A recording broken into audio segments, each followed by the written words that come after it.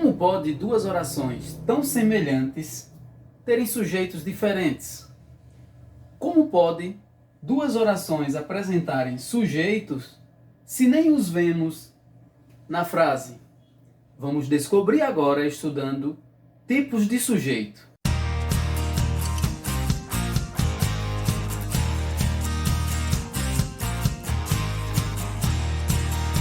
Nesse trecho da música Gentileza, de Marisa Monte, nós podemos observar a presença do sujeito das orações de duas maneiras diferentes, certo? Então vamos acompanhar aqui. Quando nós analisamos apagaram tudo, pintaram tudo de cinza, a palavra no muro ficou coberta de tinta. Observe que nós temos verbos ficou, pintaram e apagaram. Nesse trecho temos três verbos, portanto, três orações. Primeira oração, apagaram tudo. Segunda oração, pintaram tudo de cinza. Terceira oração, a palavra no muro ficou coberta de tinta. Três orações. Observe que, quando lemos a primeira oração, apagaram tudo, que identificamos o verbo apagaram e perguntamos quem apagou? Sabemos que é alguém. Esta oração, a ação de apagar, remete a alguém. Alguém praticou essa ação. Então eu sei que existe um sujeito. Acontece que é um sujeito que não está expresso na oração, mas existe um sujeito. Quando eu digo pintaram tudo de cinza, a ação de pintar é também uma ação que foi praticada por alguém. Se eu pergunto quem pintou algo de cinza, eu não sei quem é esse alguém, porque não apareceu expresso na oração quem é esse sujeito, mas existe esse sujeito. Quando eu pergunto agora quem ficou, quem é que ficou coberta, né? A locução verbal ficou coberta. Quem ficou coberta? A palavra. Agora sim, quando eu pergunto quem ficou coberta, eu descubro que foi a palavra ficou coberta de tinta. Nesta oração, eu tenho agora um sujeito expresso nela. Aparece o sujeito aqui, eu consigo circulá-lo na oração. Então nós temos algumas orações, o sujeito existe, mas não está expresso. Outras orações, o sujeito aparece visivelmente, ele está explícito naquele trecho, naquela oração. Na segunda estrofe, a gente tem o seguinte. Não precisamos analisar os dois primeiros versos, que são os mesmos, mas nós temos aqui, ficou é o verbo. Quem ficou no muro? Quem foi que ficou? Quando eu pego o verbo e pergunto, quem ficou? Tristeza e tinta fresca. Só ficou no muro, tristeza e tinta fresca. Você já sabe que o sujeito pode aparecer antes do verbo, a palavra ficou coberta, ou o sujeito pode aparecer depois do verbo, só ficou no muro, tristeza e tinta fresca. Você também já sabe que o sujeito pode ser representado por um só núcleo, palavra, e você sabe que o sujeito pode ser representado por mais de um núcleo, como apareceu aqui. Quem ficou no muro? Tristeza e tinta.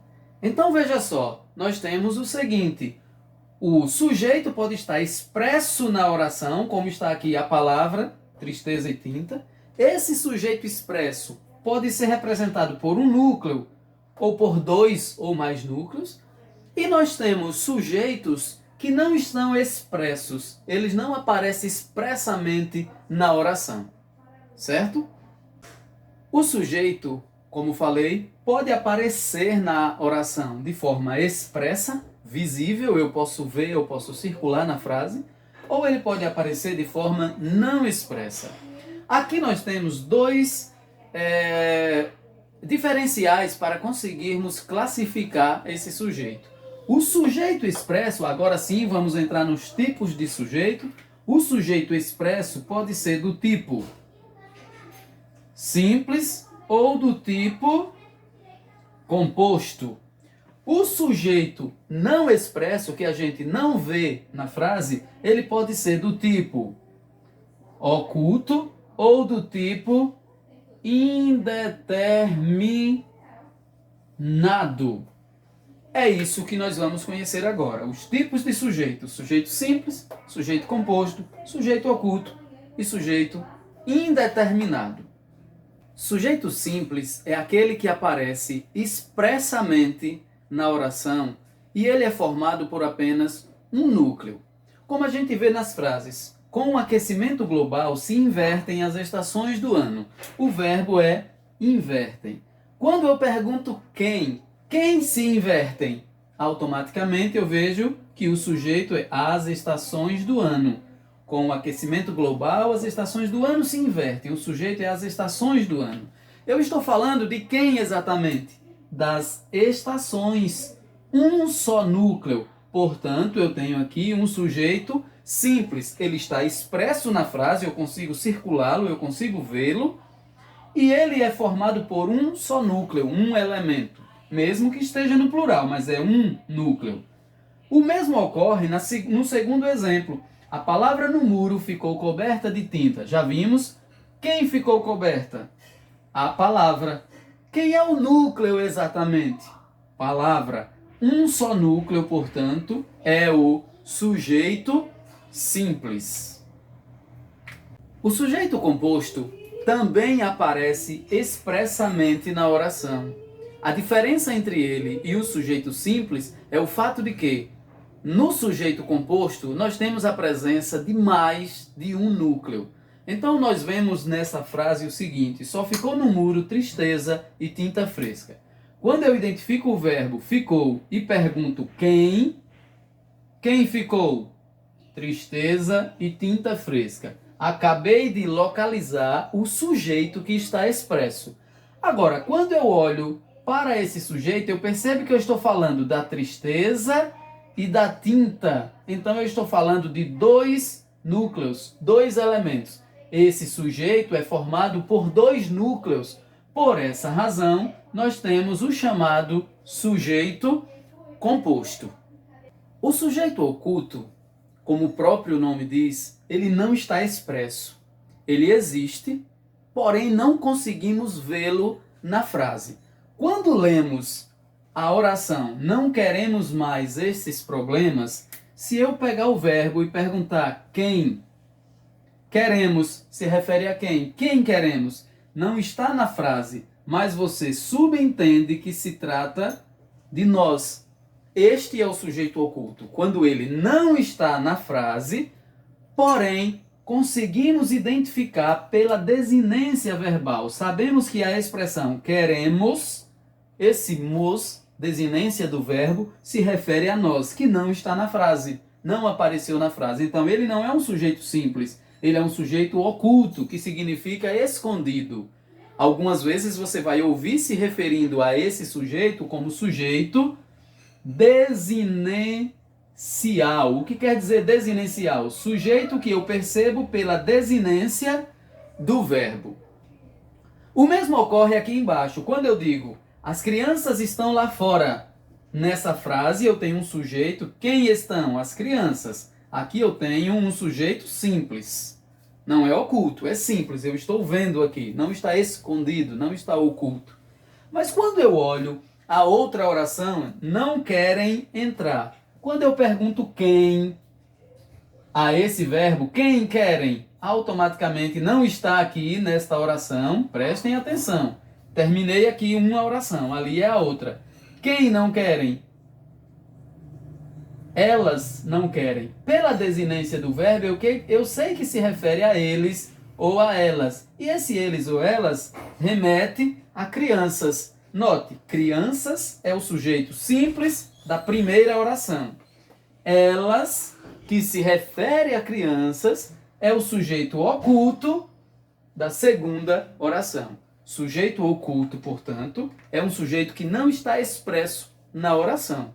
Porém, é possível, existem pistas no texto que faz com que a gente identifique quem é esse sujeito. O sujeito oculto é um recurso bastante útil para a coesão textual, para evitar, por exemplo, o problema de repetições desnecessárias no texto. Então, para evitar esse problema, é possível que você faça uso do sujeito oculto, fazendo com que o seu texto não fique tão repetitivo. Outro tipo de sujeito é o sujeito indeterminado. Semelhante ao sujeito oculto, ele não está expresso na oração, mas existem diferenças. Veja aqui na frase apagaram tudo. Quando eu pergunto quem apagou, você sabe que foi alguém. Entretanto, você não sabe identificar quem foi. O verbo remete, por estar na terceira pessoa do plural, o verbo remete a eles. Eles apagaram tudo. Mas lembre do texto onde estava essa frase, a música com que iniciamos esta aula. Apagaram tudo, pintaram tudo de cinza. Parece que a gente se refere a eles, mas no texto não existem pistas para que saibamos quem é esse eles. Se soubéssemos quem é esse eles, aí seria o sujeito oculto, porque seria eles se referindo a alguém que teria sido citado antes. Mas naquele texto não existe nada antes disso, simplesmente está, apagaram tudo. Então eu sei que se refere a alguém, mas é um alguém que eu desconheço, eu não sei quem são essas pessoas, nem quantos foram. Então nós temos aqui o chamado sujeito indeterminado. Eu sei que foi alguém, mas não consigo determinar quem foi esse alguém. Esse tipo de sujeito, o sujeito indeterminado, muitas vezes acontece quando o verbo está na terceira pessoa do plural, porém, terceira pessoa do plural sem um referente. Não se refere a ninguém que tenha sido citado antes. Mas existe também uma outra forma com o verbo na terceira pessoa do singular, mais a partícula se. Vive-se bem por aqui. Alguém vive.